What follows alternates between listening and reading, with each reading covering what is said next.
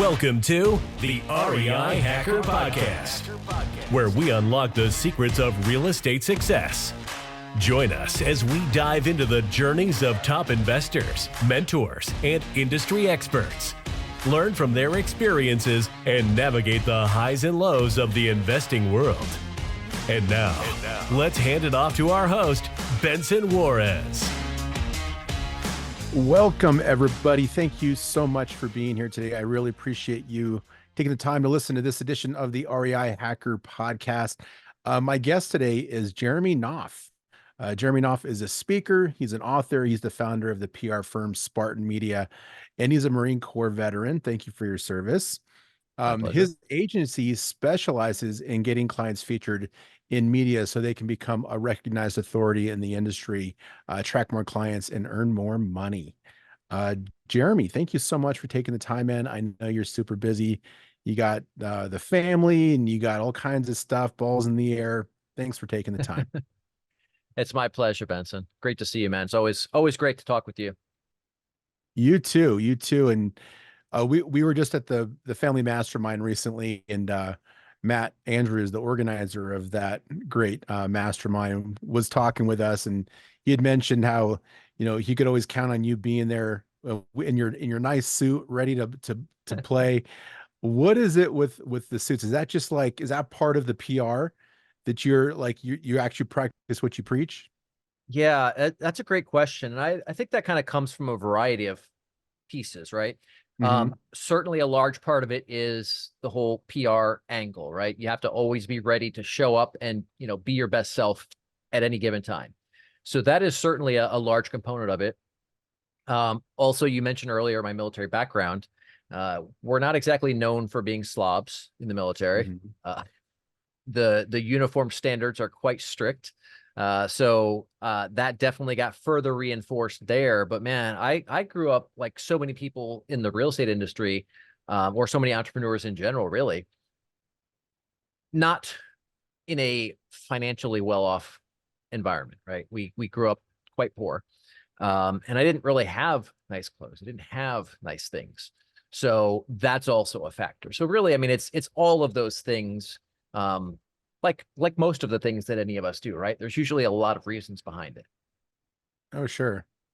But also too, like, I think for, your persona, and people are relying on you to, be a professional and really help them scale up their exposure, and you being your own kind of example of that makes a lot of sense. Like, why wouldn't you do that if you showed up and, you creases everywhere and maybe disheveled, and people would be like, I don't know if I'm gonna trust this guy with my money and trust that he can really do a good job putting me out there in the media. Yeah, Benson, that's a great point. And I would take it a step further and look at even how people think about things like this. I see a lot of people, they're like, oh, well, I'll worry about that when I'm at such and such level. When I get to that next level, I get to that next stage, I'll worry about putting on, a nice appearance. I'll go worry about branding when I'm doing super well. Like, that's not how it works. You have to do the things to get to that point.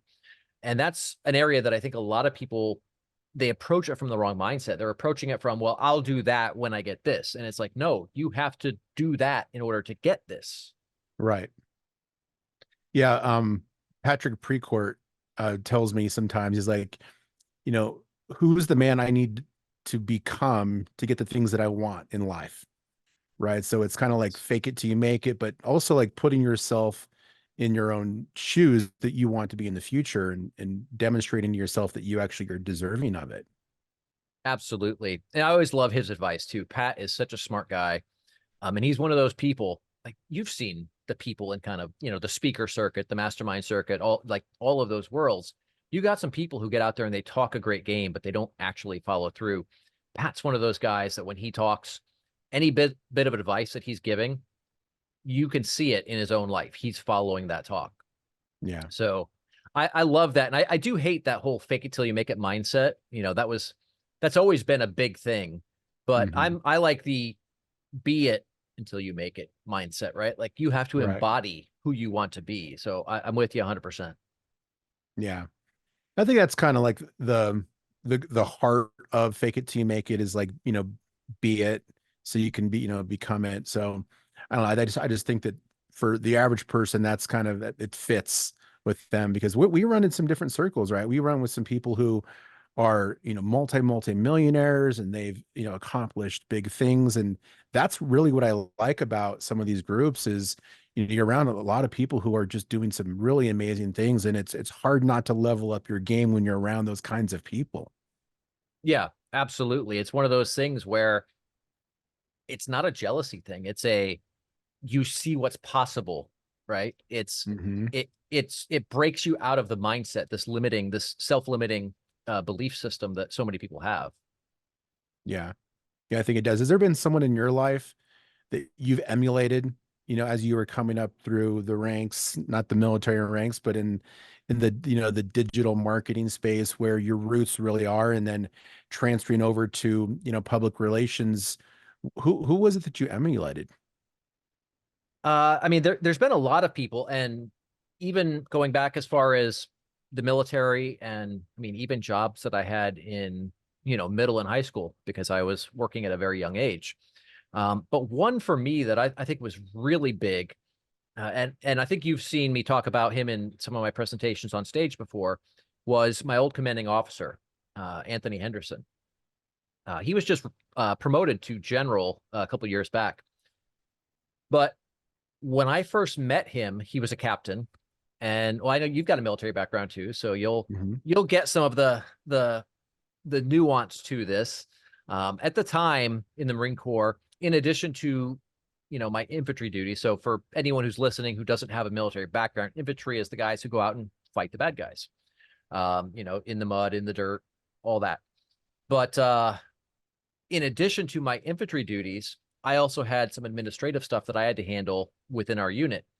And one of those things was something called the MCI program, which is a correspondence program in the Marine Corps where you get to learn all these different things. And historically, that's always been a mess in the Marine Corps. They would always lose records. They would, lose tests, all kinds of stuff. But this was part of the promotion process. You had to have taken and passed certain MCIs in order to get promoted. Now, because it was such a mess, I had developed my own processes and systems to make sure that my guys got taken care of, right? To make sure that they weren't having their promotions held up because of a broken system. So, for example, when we would proctor the tests, I would go and I would photocopy their Scantron sheets that had all their answers bubbled in.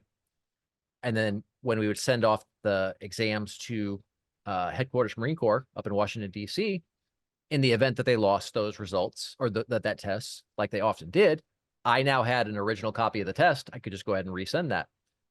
So there was numerous things like this that I put in place to avoid this from happening. So we had a change of command ceremony. Our old captain was leaving, going up to the next level, and our new captain was coming in. Now, I know things are a little bit less formal and less strict on your side of the world. In the Marine Corps, it's not quite like boot camp, but it's a lot closer to that than it is to the chill life that some of the other branches participate in. But he comes into the office and he's like, Lance Corporal Knauff. Now, mind you, Lance Corporal, for anyone who doesn't know, is pretty close to the bottom of the rung, right? You're at the bottom of that ladder. You've been in maybe 6 months at that point for most people, right? So I'm nobody at that point. So he calls me in and he's like, hey, Lance Corporal Knauff, come in my office, bring me the MCI program. Now, real short, not really talking much, just a couple of quick orders. Okay, great. So I go and I get all the paperwork. I come in there and he says to me, and he's got just this laser dead stare when he's looking at you too. And he's got this booming voice like Mufasa from The Lion King. You remember that movie? No, yeah. All right. So as he's talking, he's like, all right, listen. All right. So the MCI program is a mess. Here's what we're going to do. We're going to make some changes to the program. Da, da, da, da. And I look at him, and before I realized that words were even coming out of my mouth, I was like, no, sir, we're not going to do that. Here's how we do it. Here's why we do it this way. And we stood there for what seemed like an eternity as he's just dead staring at me. And he's a mountain of a man. Like he looked like Morpheus from the Matrix. And then he's got that big booming voice. And I had plenty of time to sit there and think about, man, how badly did I just screw up? And eventually, after, I don't know, it was probably a good 10, 15 seconds, which felt like an eternity. He just kind of nods his head and he says, all right, Lance Corporal, seems like you have it under control. Do it your way. And that was the end of it. And for me, that was such a red pill moment. Red pill in the Matrix sense, not red pill in what it's become to mean today. But he says to, or when he says that to me, it made me realize something that I had believed kind of a lie or a myth. And that was always back then. I mean, you're older, you're probably around my age. We were always growing up, we were always told, you know, don't talk about what you're doing. Don't, you know, promote yourself, just do the hard work, do what you need to do, and people will notice. And that's not true. Like, you have to promote yourself. You have to get out there and get your product or your service in front of people. You have to show what you're capable of. You have to show what you've achieved. Otherwise, the people who are doing that are going to get the opportunities that should have been yours. And so that experience showed me that, yes, you have to do it, but you also have to do it the right way, right? Because I didn't just get up here and tell him, no, we're not going to do that. I'm awesome and I know what I'm doing, and you just got here. Like, if I did that, it'd be a very different outcome. But I was lucky in that he was a great leader, and he had the emotional maturity that when I did this thing, when I said this, he looked at it objectively, saw that I was right, and went ahead and let me run with autonomy, which is what a real leader does. And to me, that was a huge turning point, because I had always believed that myth that you just don't promote yourself. You don't talk about what you're doing or what you've done or how you do things. So that was one of the biggest ones for me. But then as we get into some of the folks in the real estate side of this industry, because that, you know, as we talked about, most of my clients are in this industry, you know, some of the people that have been really impactful for me is, you know, your friend and mine, Matt Andrews, one of the OGs of the industry, has achieved so much, and yet he's always so willing to help others. Man, I could probably rattle off dozens of names, but Right. I'll let you kind of take the floor back for a minute. Yeah. Well, we take a little bit from everybody, right? And even if we Yeah. don't give them credit for it, like, we know where we learn things, and, you know, you don't have to completely emulate somebody, but, you know, oftentimes too, I learned from people like what not to do. Like, oh yeah, like I see how that's coming off. Like, I'm not going to do that. Right. Like, there's lessons to learn from. There's the good and the bad on both sides of things. And so you decided at some point in your career that, you know, digital marketing wasn't where you were going to focus your efforts. You know, you almost 2 decades of running a digital marketing agency. And so you learned a lot about business there. But what made you decide to pivot and really just focus on PR? Yeah, that was a rough one for me. Up to that point, like you had mentioned, I had been running a full service agency. So we did everything from web design to SEO, social media. I mean, even PR back then, like everything. And, you know, we had been successful, but then I got blindsided by a health crisis that almost killed me. And I spent about 2 years on my deathbed. And, you know, in the marketing world, if you're not out there, if you just kind of disappear for 2 years, you're really no different than some rando on Fiverr.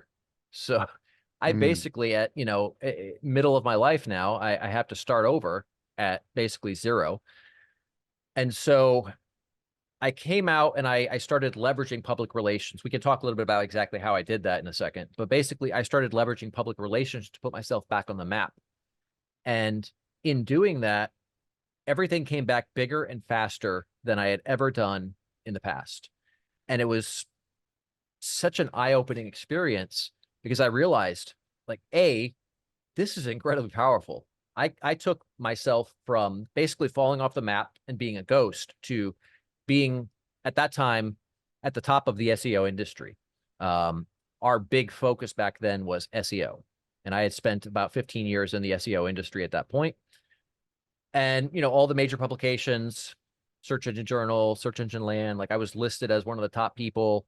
In fact, Search Engine Journal had a long running series where every year they would, initially it was the top 140 SEO professionals in the world. Then they expanded it out to, I think, 280 or something like that. But I mean, I was always listed in those lists. I went from basically 0 to back to that level that fast. And I didn't immediately see the full picture of the opportunity that this had created. So there was the immediate benefit to me. That was pretty clear from the word go. But somebody later pointed out to me that this was something that could be basically turned into an all-encompassing service and, take this and offer this to other people. I was like, well, shit, yeah, that makes a lot of sense, right? Like everybody can use this. This is something that benefits everybody. It's incredibly effective. So why wouldn't I? So that was when we pivoted to focusing entirely on PR. This was just a few years ago. And basically, we've been doing that ever since, taking that same model where we've got a very specific approach to how we handle all of this. So it's not just getting featured in the media, but then it's the strategy that leads up to that. Then it's the getting featured in the media multiple times, and then leveraging all of that publicity in your marketing. And that's where a lot of people go wrong. When they do public relations, they'll go and they'll get a couple of pieces of publicity, and then they won't do anything with it.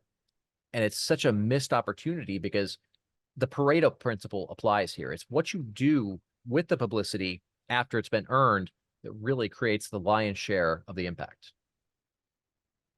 So let's put the light on what public relations is anyway. What does it really mean? I think people have like a sense, okay, PR, like there's somebody at a business or a company that handles PR, right? Like media inquiries and, setting up interviews. Like what does it really mean and how do people leverage it?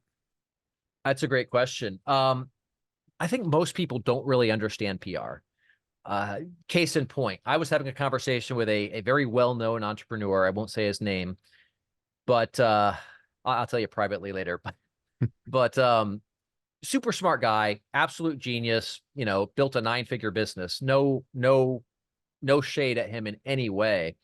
But while we were talking through the strategies behind this, how to implement it, all this stuff, all the, the typical kind of pre-campaign conversations you would have, the question kept coming up, like, well, how do we track this to sales?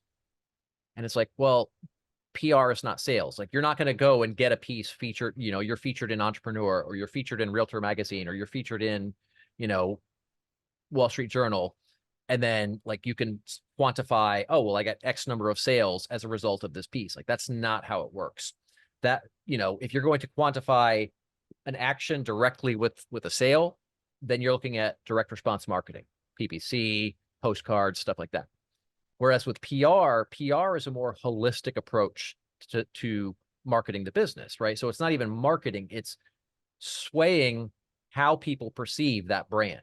You're taking steps to control how they see you, how they, what their opinion of your brand is.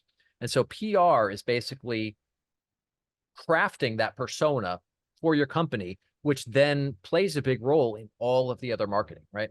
So, let's say you get featured in a whole bunch of major media outlets. Well, that now means that in many cases, your ad costs can go down, in some cases, your conversions will go up because now there's additional trust, right? People see you, they recognize you. So they're a lot more apt to buy something from you. Whereas if they just see a cold ad on Facebook or on Twitter or whatever platform you may be looking at, if that trust and authority is not already there, the conversions are going to be much lower. So I look at it in a holistic sense. It's what impression does this make and how does that help any aspect of the business? Does it help with sales, right? Does it help with advertising? Does it help with, customer retention? Whatever. All of these things can play a huge role. So for example, a couple of our friends are going to be speaking at a little organization called the Johns Hopkins School of Business coming up this June.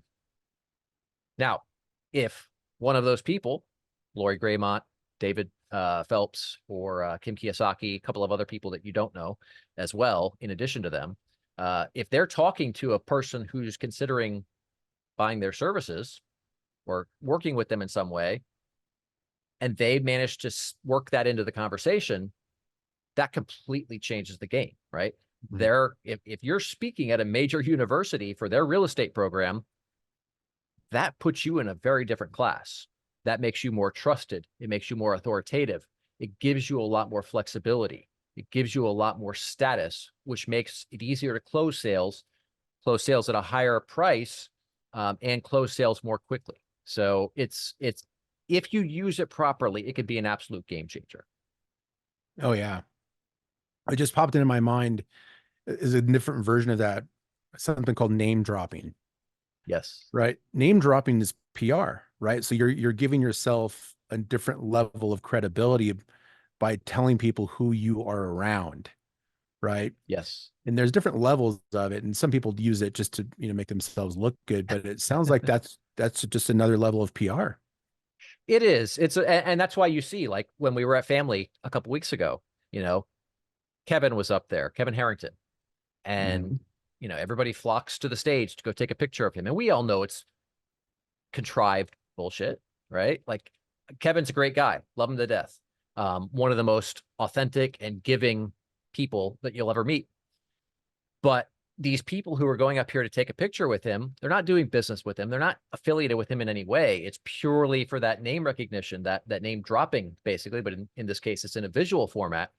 But yeah, you hit the nail on the head perfectly with that. That's exactly name dropping would be that could be a small part of PR in the broader sense. Most people do it pretty poorly. They do it in a really tacky, douchey kind of way. But if used properly, even name dropping can play a big role, as can, photos or collaboration, joint venture kind of stuff, anything like that. Yeah. I got the photo, by the way, with Kevin. I don't know how I'm going to use it yet. Maybe you and I can throw some ideas around on how I can best leverage that photo with him. I'll But give I you a few actually right do now, plan. actually. Okay. Yeah. Yeah. So yeah, we could do this kind of like a real-time strategy thing. So some of the listeners can take this and apply it to their own stuff. So, Kevin too, right? I don't know how well you know him, but I don't know him, but you don't I've know heard him at him all? speak. Okay. I've never Okay. I shook his hand. He did comment and he's like, "Oh, you got some broad shoulders." And I was like, "Cool." But no, I don't know him well. I just know he just from being in the family. Okay. All right. So one of the things that you could do with it is, whether it's something that you've directly heard him say, or it's something that maybe you saw him say in the media somewhere, or you read in a book or whatever. But if you consume his content, you're going to find some gems. He's a smart guy. So what you could do is write a post on social media, for example, talking about, here's what I learned about XYZ, whatever the topic is, from, the Shark Tank superstar Kevin Harrington. And then you write this, detailed post about, and using storytelling, because storytelling is important. Don't just put the information, but tell it in a way that gets people interested and engaged. And in explaining what you learned from him and how that benefited your business in some way, you're able to use name dropping without coming off like, one of those internet bro marketing guys, right? So that's a good way to do it effectively without coming off sleazy and still get positive impact. Got it. Yeah, there was on a previous one, remember Hulk Hogan was at one of ours. I don't know how I would leverage that, but Kevin Harrington certainly. And then they did say they're going to set up another meeting with him so you could go and do like a Shark Tank kind of pitch fest thing. I don't know when that's happening, but another opportunity to talk to him more. But there's like the common PR moves that people recognize, being on, go on CNBC and, talking about the stock market, or maybe you get featured in a magazine. Like, what are some of the other ways that people can perform PR that maybe they're not thinking about? That's a great question. So yeah, getting featured in the media is, what everybody thinks of, right? Oh, I want to get an entrepreneur, or I want to get in Fast Company, or whatever outlet is your kind of dream outlet. But there's a lot of kind of outside the box options as well. So that Johns Hopkins speaking opportunity is one, right? Like the 5 of them are going to be doing a panel at Johns Hopkins speaking for their entire real estate program. So there's the event itself, but then I'm also bringing out my own video crew and photographers. to capture as much content as we can from this event as well. Hmm. Then there's also going to be a ton of publicity around it. So they've now got this, but then they can take the pictures and the video from the event, chop that up into tons of micro content. Now they can keep sharing that on social media. And with this giant library, they've got so many different things they can share. They can start to get that algorithm to show their content to more people because they're constantly posting good content that other people are going to engage with. Then that creates more visibility. And in doing that, not only are you getting more exposure to potential clients, but you're also getting more exposure to journalists, to where the journalists now want to start reaching out to contact you and potentially feature you.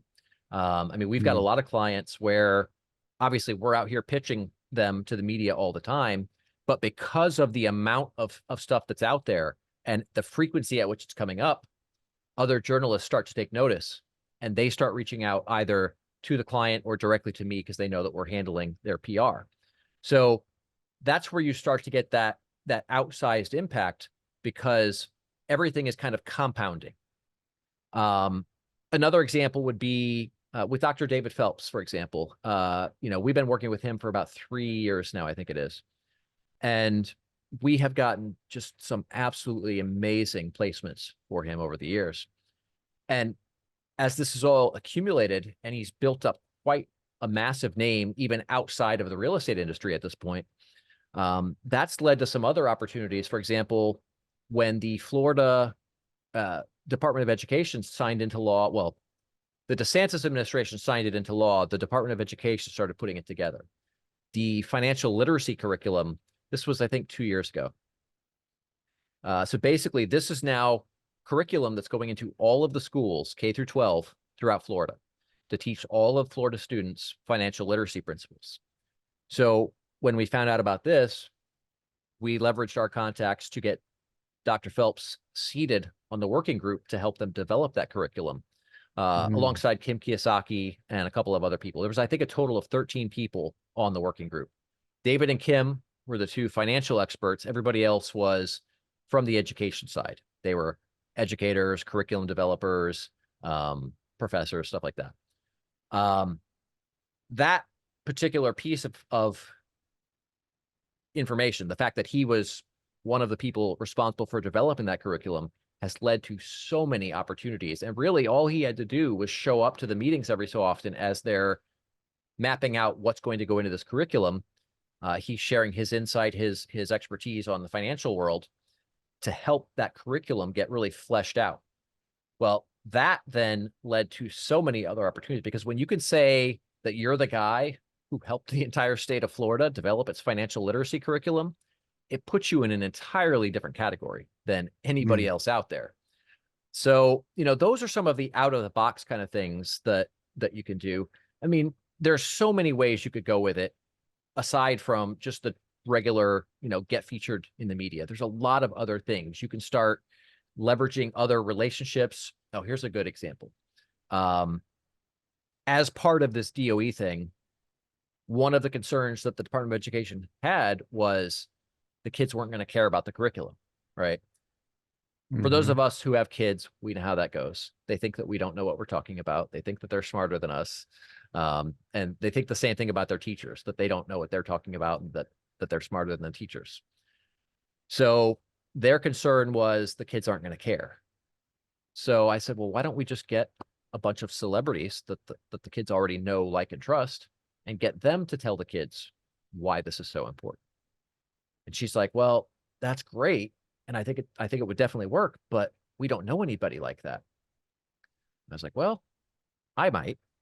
And so we started stacking up a whole bunch of celebrities. And basically what they were doing was shooting these real simple selfie videos talking about the importance of financial literacy from their own perspective. And we got some great people who very eagerly jumped in and helped when we brought this topic to them. Mark Cuban was actually the first. Kim Kiyosaki did it as well. Matt Higgins, another one of the Shark Tank guys. Mark Pellegrino from Supernatural. I don't know if you ever watched that show. But so many of these major celebrities, we got them to shoot these little selfie videos that now are being used to promote the curriculum to the students. Well, now that also positions the people on the working group, David and Kim particularly, at the same level as these. I mean, obviously, David and Kim are not at like a Mark Cuban status, but they are being associated with him and with the other people. So it further elevates their status. So, these are just some of the things that you can do that are outside of the typical box that people think of when they think of PR. Oh yeah. Well, you had those connections, right? So you're able to leverage those, but you've taken a lot of time to build those connections up. Have you heard of that app Cameo? I have. Yeah. I've seen it, and actually Mr. Wonderful from the Shark Tank is on there. Yes. And he's got some pretty affordable rates. I remember him getting some flack from some media outlets saying that he was like, whoring himself out because he was doing like these little, things. And he was saying that he does it because he wants to support small business. And this is just the platform that he's doing that with. What do you know about Cameo? Do people leverage it? Does it work? Yeah. So Cameo is one of those things where I feel like it could be used for good and it could be used for bad. So some people will say pretty much anything on Cameo. Other people have very strict rules about what they will or will not say. So for example, some of the people on Cameo will not do a product endorsement, right? And I think that's reasonable because if you've not worked with somebody, it's not really ethical to review their service or their product. If you're using something like Cameo to give the impression that somebody's been a client of yours, I personally view that as unethical because it's not true. And it's essentially, it's misrepresenting your business. It's misrepresenting that person who's doing it. And to me, it's unfair to consumers. But if you're using it in a way where, I don't know, maybe you're doing something funny. Like I had a few ideas with Mark, which I won't do it through Cameo if we end up doing this, but I had a few ideas and some funny videos that Mark and I could do together to promote my company. Pellegrino. Mark Cuban? I'm talking about Mark Pellegrino. Okay. I wouldn't use Cameo for it, but like I would do something like that. But I wouldn't have somebody on Cameo be like, hey, like this Spartan Media is the best PR firm out there. You should do business, because that's just it's not authentic. It's not honest. It's not ethical. And once you start going down that path, you may start off with a little, what I would call a white lie. But then that kind of compounds. And pretty soon it's like, well, it's not that much different than the last thing I did. Well, that's fine here and here. But when you're, a mile down the road, the last thing you did is going to be vastly different than the first thing that you did way back here. So you're basically changing the boundaries of what's acceptable just by how you're operating. Does that make sense? Yeah, it does. It's a fine line. Yeah. Right. And you get to I'm sorry, go ahead. I was gonna say you're kind of making a deal with the devil, right? Like you're gonna get some immediate benefit, but in the long term, there's going to be some harm to you if you don't, watch yourself.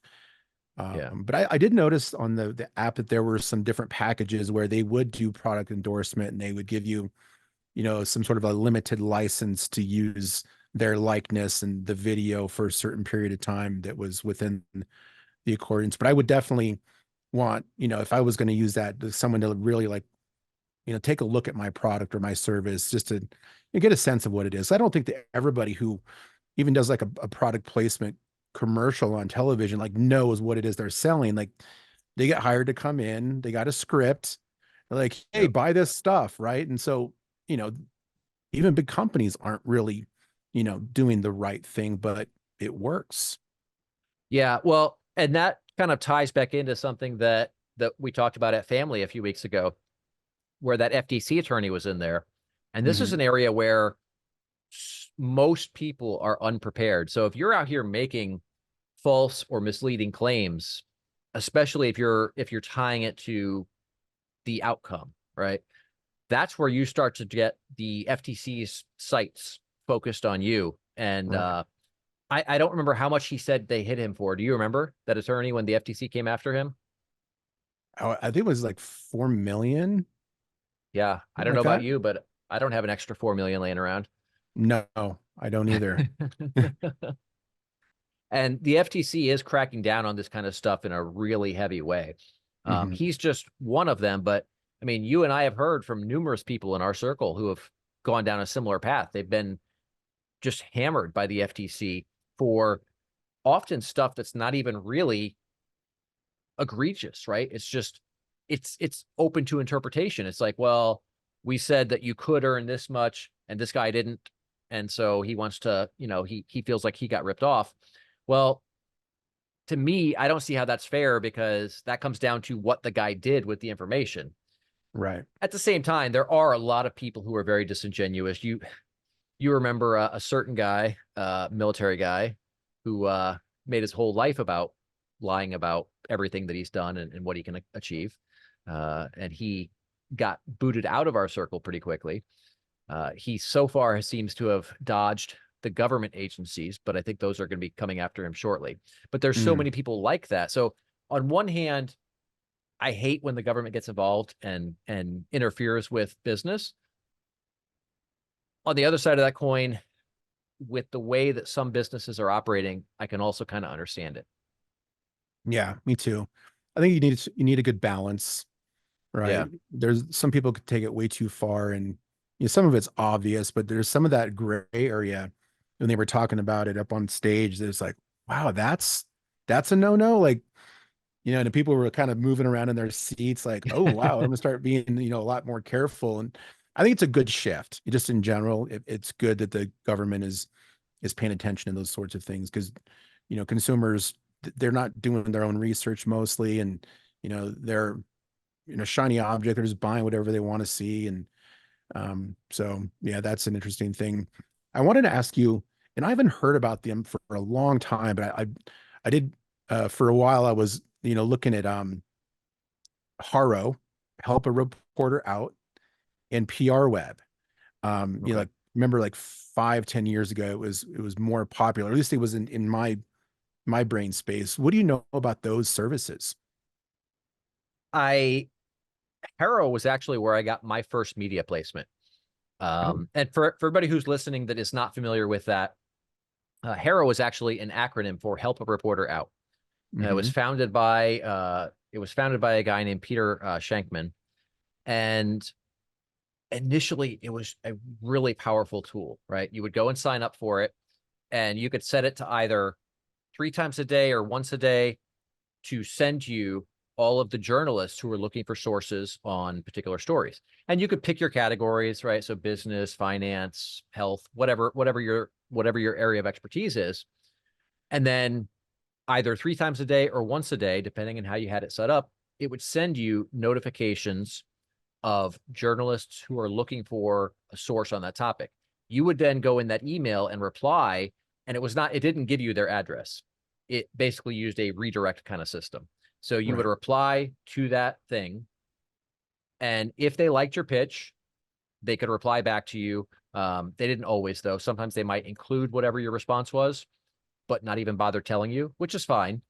Other times, they would reach out and maybe want to ask you some additional questions or get additional information, whatever. Over the years, it kind of got abused by marketers, as marketers do, and it became a dumpster fire. It was close to useless. I remember heavily using Haro years ago, and I would get placements all the time from it. And then it became less and less and less effective over time, because basically people just had armies of VAs out in the Philippines instantly responding with tons of responses. People started using AI recently to automatically reply to these, and it was just straight garbage. The SEO industry also came in and kind of ruined it by posing as media outlets and then sending out these queries, and people would respond hoping that they're going to get media coverage. But instead, these SEO agencies were basically just stealing their content to create articles. So because of all of these things going on, it really devolved into pure garbage, and it was almost useless for the last, at least 5, maybe 10 years. I stopped using it a long time ago, but recently they sold to Cision. It's one of the PR tools. Very, very expensive PR tool. It's I don't have an account there, but like for context, a Cision account is typically going to run in the range of 5 figures a year. Wow. Yeah, it's definitely very pricey.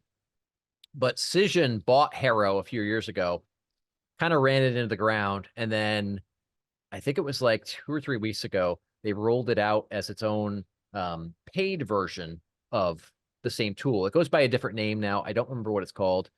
The website probably redirects to the new place, but evidently it's a paid tool.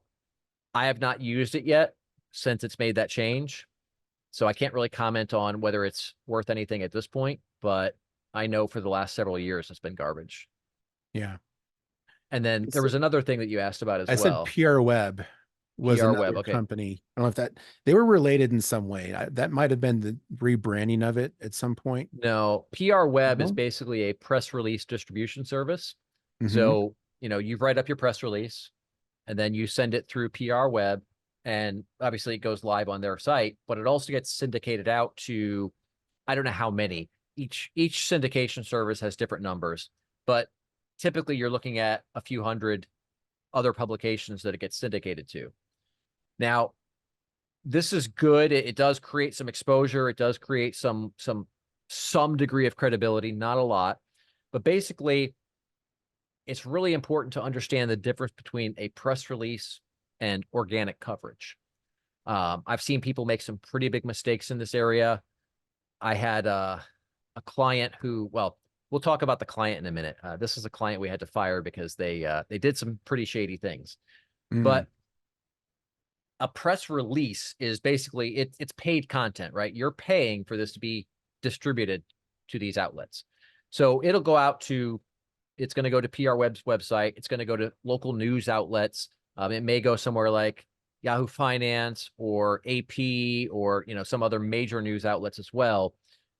Typically what happens though is over time, these are going to get then removed from those outlets as well. So they're not going to be up there forever or close to forever like it would if it was real organic content. Mhm. And where I've seen people go wrong is framing a press release as if it's organic coverage. So case in point, I had a client who, he was one of these people, prior to becoming a real estate investor, he had done some work as an engineer. I don't know if you've met a lot of engineers, but they often think they know everything about everything. And he thought that he knew more about PR than I did. And that ended up hurting him in a very big way. So we were about a month or so into the engagement. And he says to me, he sends me an email one day and he's like, "Hey, I want to do a press release."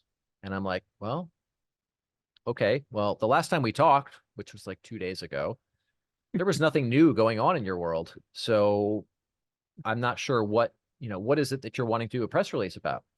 And he says, "Oh, well, I got accepted into the Forbes Council."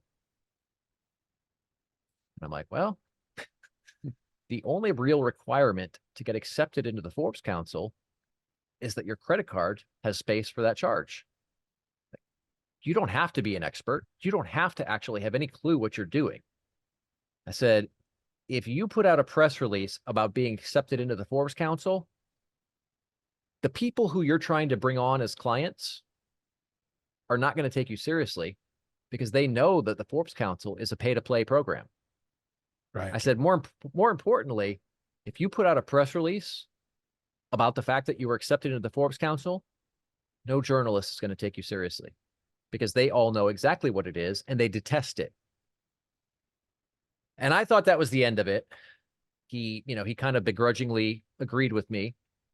And then about a week later, I'm on a call with a journalist and him, and she's interviewing him for a story for a major media outlet. This was going to go into US news. She's asking him a whole bunch of questions. And then I can hear her clicking away in the background and typing.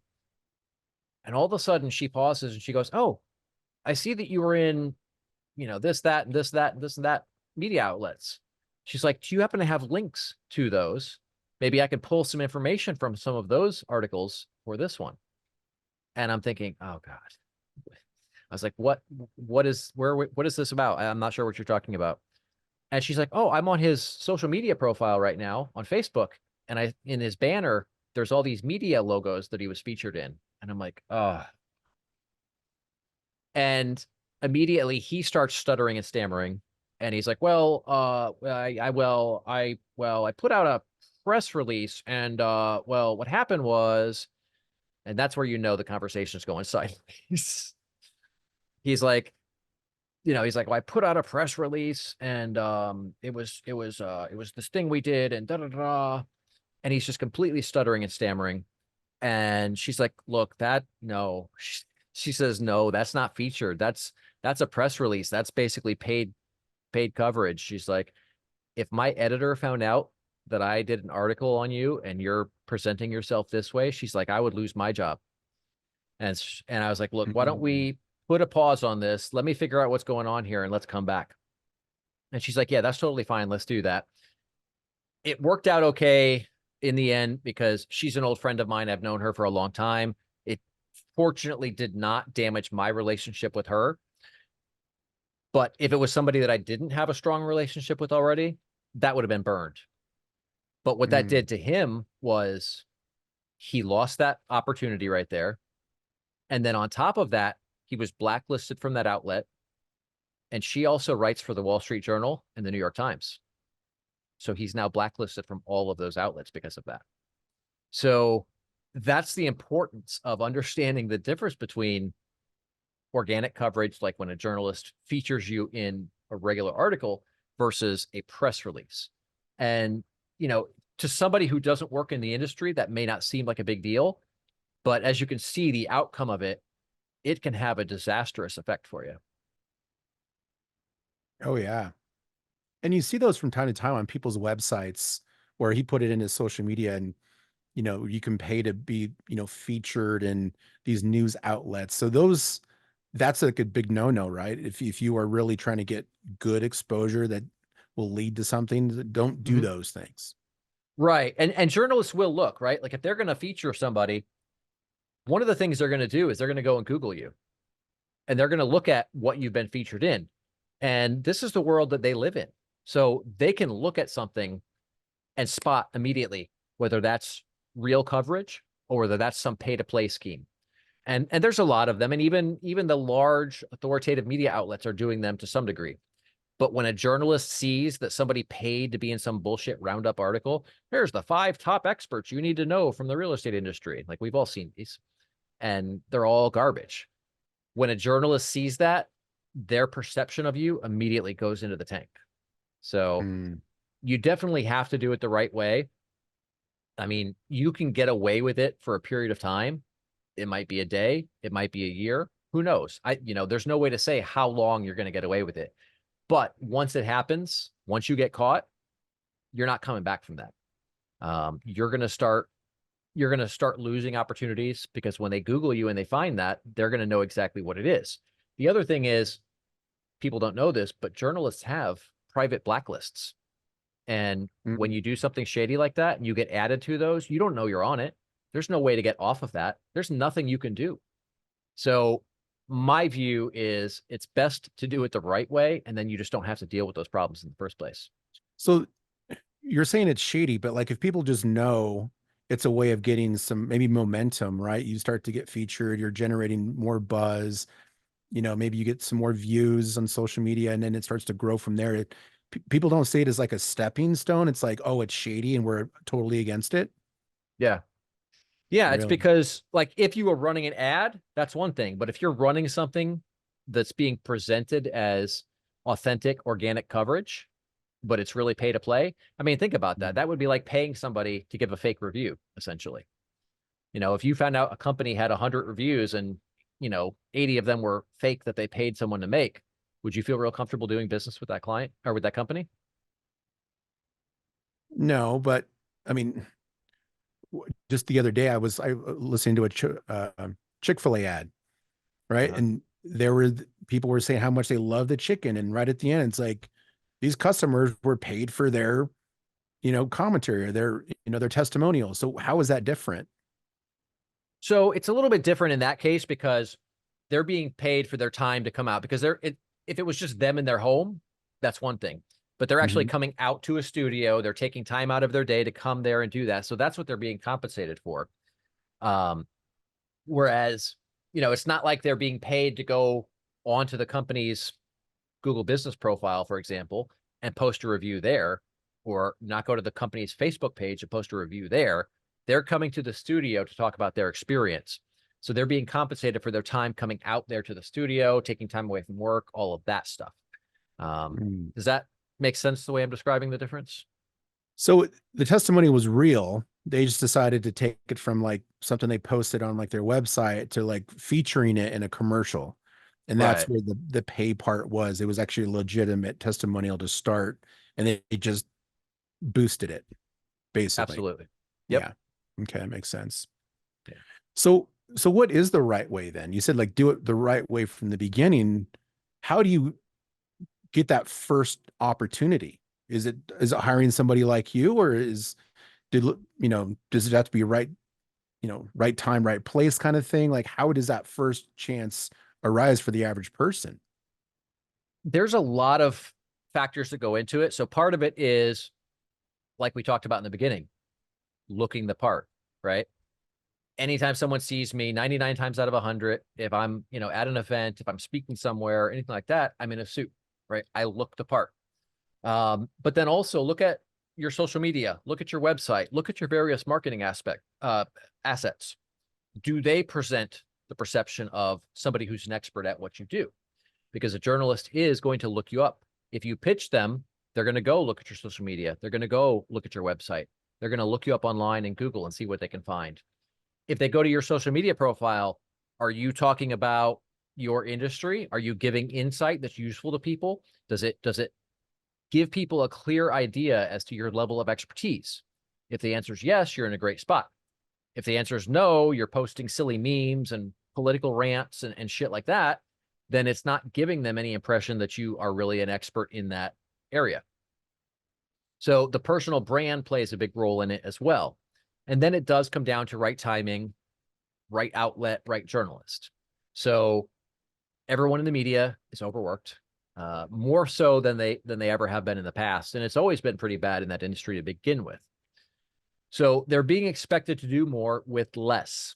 So if you hit them at the wrong time, your email is going to get deleted. If you hit them with an irrelevant pitch, it's going to get deleted. If it happens a lot, you're probably going to get blocked. Case in point, I am, in addition to being a publicist, I also write at numerous outlets. I write for Entrepreneur. I write for Realtor Magazine. I write for Benzinga, a whole bunch of places. So my name is in all these media databases as well.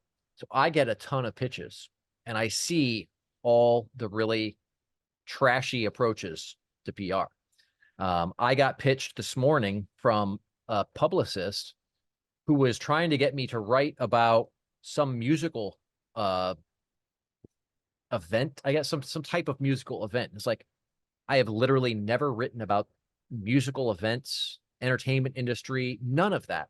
All they know is they got my email address from Cision or Muckrack or one of these PR tools, and they just blasted it out to everyone that writes at these big outlets. Well, what that does is that, again, that puts you on, that ends up eventually putting you on those blacklists if you keep doing it, because some of these people that I see, I'll get the same irrelevant pitches from over and over and over. So you have to get the right person at the right time. The key is framing it in a way that makes very clear the value that this is going to provide to their audience, right? They need to know how interviewing you and how including you in that TV segment or that article or that podcast or whatever the channel is, they need to know how that is going to benefit their audience, because more benefit to the audience means more eyeballs on their platform, which means more ad revenue, which means they get to stay in business longer. So when you approach it from that perspective, it's great. When you approach it the way that most people do, though, it tends not to go well. And that is, people will come on talking about how awesome they are, right?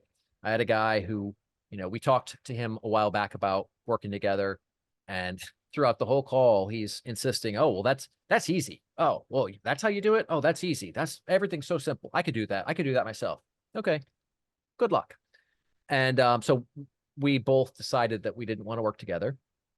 A few weeks later, he emails me and he's like, hey, I emailed a few hundred journalists and I haven't gotten a single response.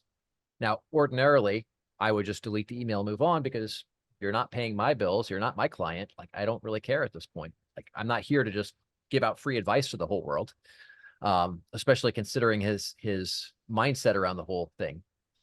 But I was curious, so I asked him to send it over. Let me take a look.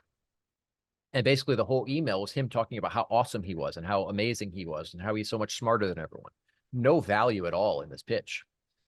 And I was like, look, why don't you go and try this again, but frame it from the benefit of the audience, right? Show the journalist why the audience cares what you have to say. A couple weeks later, I get another email. He sent me his new pitch. And it's him talking about how the audience would love to hear his opinions because of how great and awesome and amazing he is. And I'm like, oh, God. Oh, you could not have missed the mark more, my man. Nightmare client. You dodged a bullet with that one. Very much so. Just, said the right things, you might have signed him, and then he would have ruined you. You would have been all gray or completely bald after working with that guy. Exactly. But the right approach is you need to find the right journalist. So find the right media outlets, and it doesn't have to be the biggest, right? Sure, we all want to get in Forbes and Fox Business and Entrepreneur and all these, but like find those outlets that your audience is religiously following, right? And that could be the giant outlets, but it also could be smaller trade publications. It could be local media outlets. It could be, all kinds of different things. But you find the right outlets first. Then you find the right journalists, because even at the right outlets, not all the journalists are going to cover the stories that make sense to feature you in. So you got to get a really dialed in list of the journalists who you want to have cover you. And then from there, it's just like, it comes down to the timing, right? Pitch them. If they don't respond, it's okay to send a follow-up, maybe two, but don't set up automated sequences. I see so many people do that where an email will just keep coming in, every other day for like 2 weeks. So don't do that. If they didn't answer it after the first or second email, they're clearly not interested or they don't have time. So just move on. Now, that doesn't mean you can't repitch them again with a different topic at some point. I do that a lot. I'll pitch. If it doesn't go anywhere, okay, file that one away. That's a dead opportunity. Something else comes up, I'll pitch them again. And that's not actually wasted time, right? You pitched and it wasn't a fit. That's the nature of the industry. But while you're doing that, you're also building name recognition. So they get used to seeing your name in their inbox. It's going to get to a point where they know and recognize it, so they're more likely to open it. And if you combine that with the right timing, you're golden. Oh yeah, timing's everything, because it has to do with like what's in the news cycle right now. Like maybe a week ago, let's say like 4 months ago, you wanted to write an article about how realtors don't deserve a buyer's agent commission, right? And they're like, this isn't relevant at all. And then all of a sudden, there's the lawsuit with National Association of Realtors, and now it's extremely relevant. And they're like, oh yeah, that one person wrote me that pitch, 4 months ago. So like timing's everything. Absolutely. And that's why it's so important to keep track of what you're doing, right? Because if you know the pitches that you've sent out, you can go through whatever system you're using to track that. Like when we first started focusing on PR, we were just using Google Sheets to track everything. And it's pretty good. And we actually made some pretty robust systems where like we had drop downs that you would have little things you could select from those drop downs. And it was a pretty robust system. We actually have since then built a SaaS platform that we've been using to manage that. It's kind of like a project management system for PR. That's not public yet. It's a thing we're just using in-house. But if you have some kind of system for tracking what you're doing, you can go pop back in there and search. And maybe you've pitched particular journalists before. You could even grab that same email because it's going to be sitting in your sent folder anyway.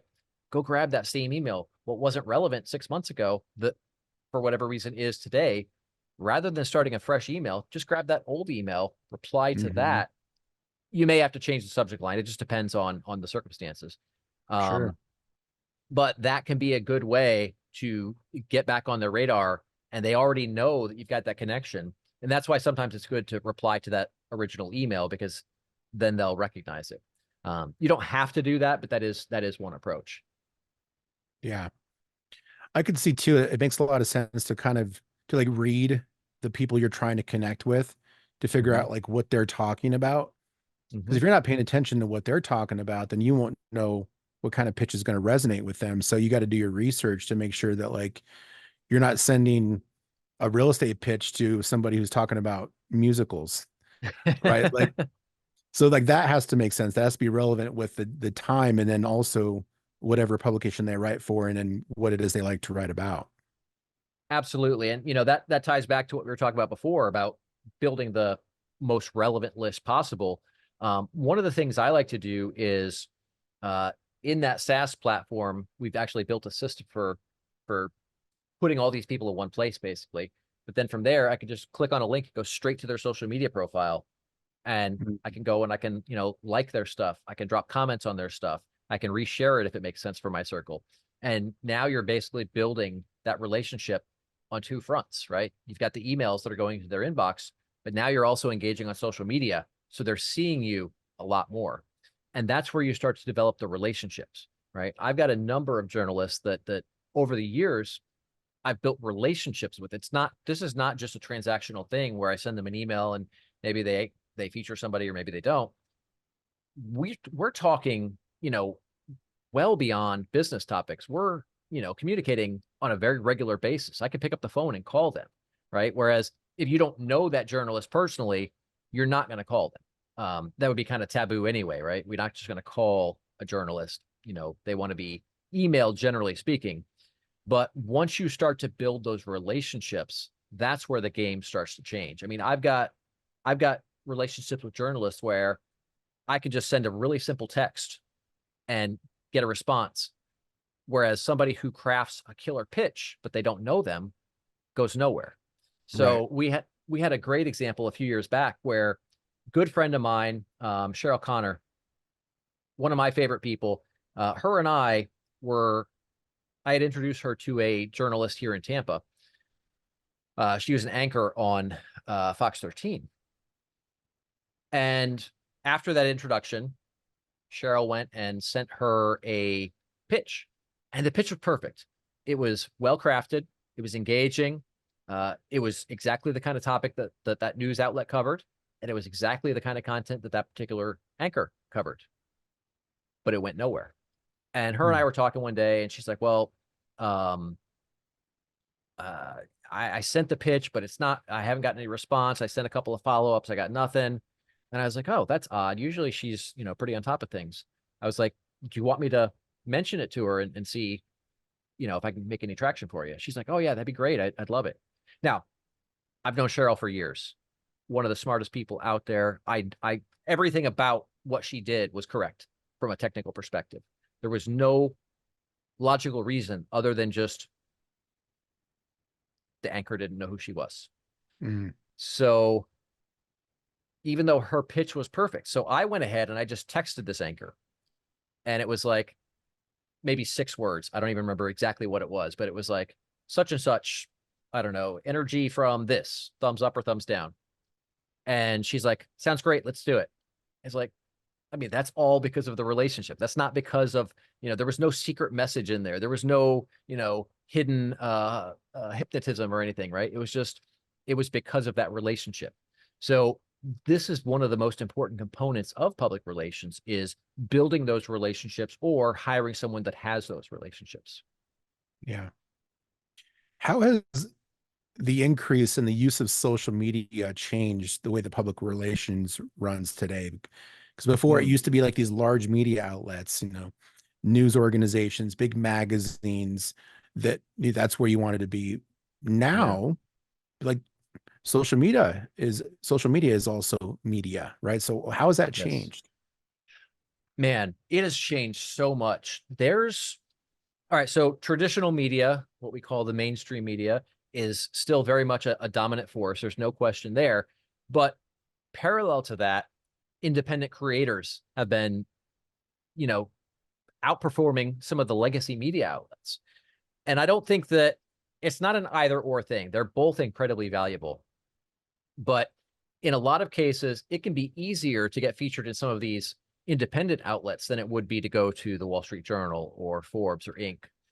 So a lot of times I'll look at those as, if somebody doesn't have a lot of coverage out there already, those may be easier to get into sometimes. And then the more of this that you're out there, whether it be people talking about you on social media, whether it be other media outlets covering you, the more of that there is, the easier it is to get coverage in the future, right? You start creating that snowball effect. I mean, I was looking at something on my own press page. We were doing something for a webinar that I've got coming up, and I was looking just at mine, and I don't even have all of mine up there, and I have a few hundred pieces of publicity linked on that page. And, with all of that out there, when people start looking, if a journalist is going to look for a particular expert on a topic, they're not searching by name, obviously. They're searching by broader industry keywords to try and find somebody who knows something about a topic. Well, if you've got a bunch of this stuff out there, you're more likely to come across their radar just by the result of them doing their job. So I don't like to look at, like, if we're doing PR, I don't like to rule certain things out. I don't like to do the whole, oh, well, they're too small. Like, sure, if it's, some guy and his cat started a podcast last week, yeah, that's probably not worth anyone's time. But, if it's a reasonable podcast and it's pretty good and it's got a decent listener base, even just maybe even just a few hundred, maybe even 100, really, if they're really engaged and active fans, that could be a much better audience than something going into the Wall Street Journal. It just depends on who your audience is and what your goals are. So I wouldn't rule anything out. All of these outlets have value. Most of these outlets, like 99% of the potential things out there, could have value if it's the right market, if it's the right audience, and if it aligns with your goals. Right. This is why your services are so valuable, right? Because there's so many moving parts to running an effective PR campaign. And, like that one guy is like, oh, I can do that. That's easy. That's simple. I can do it, all of it. But it's like, you got to do it in a specific manner based off of experience and based off of what you know about what works and what doesn't work, where most people just don't know what they don't know. And so that's why working with a professional PR firm like yours is so important. Yeah. I mean, obviously I'm biased, but yes, I would agree with that 1000%. It's just like, there's so many things we can do ourselves, but do we really want to, or should we? I mean, I could probably use surgery on myself. Certainly doesn't mean I should. It's not going to turn out very well for anybody. So yeah, I agree. Yeah. What's our highest and best use?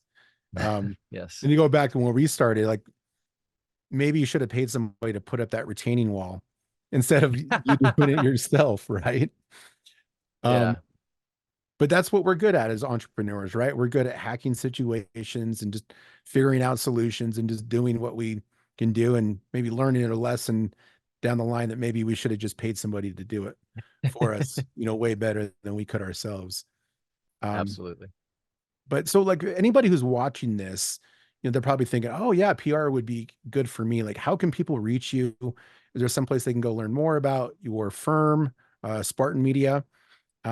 Or, maybe connect with you on social media? Where are you, where can they find you? Yeah, I'm really easy to find. If you Google my name, Jeremy Knauff, I will pop right up. That's Knauff for anybody who doesn't know the spelling. But yeah, I mean, if you Google me, my personal site will pop up. SpartanMedia.com will pop up. My social media should pop up as well. I've got the Google Knowledge panel. So if you look over on the right side, you should see a link to my LinkedIn profile. You should see a link to my Twitter or X profile, whatever you want to call it these days. I don't use Facebook anymore, don't use Instagram, but my websites and LinkedIn and Twitter are really easy ways to get a hold of me. Awesome, Jeremy. Well, thank you so much for taking the time. I appreciate you sharing some nuggets about the industry. And I believe there's probably some things that people could implement right away in their businesses. And if anybody out there is looking for a professional PR firm to help them get more exposure, and really just kind of change the bottom line, you should definitely connect with Jeremy. But again, thank you so much for taking the time. Thank you, brother. My pleasure. You're welcome. And for those of you that are checking out this podcast for the first time, I appreciate you listening. Make sure you like and follow the podcast, where we can be found in all your typical places: Spotify, YouTube, and also Apple podcasts. And keep an eye out for more really engaging interviews with great experts like Jeremy. We talk about real estate investing. We talk about business and entrepreneurship. So keep an eye out for future episodes. And thank you for listening. Take care. That's a wrap on today's Real Estate Revelations. Thank you for tuning into the REI Hacker Podcast. Remember, every property has a story, and every deal is a lesson. Until next time, keep hacking the real estate world.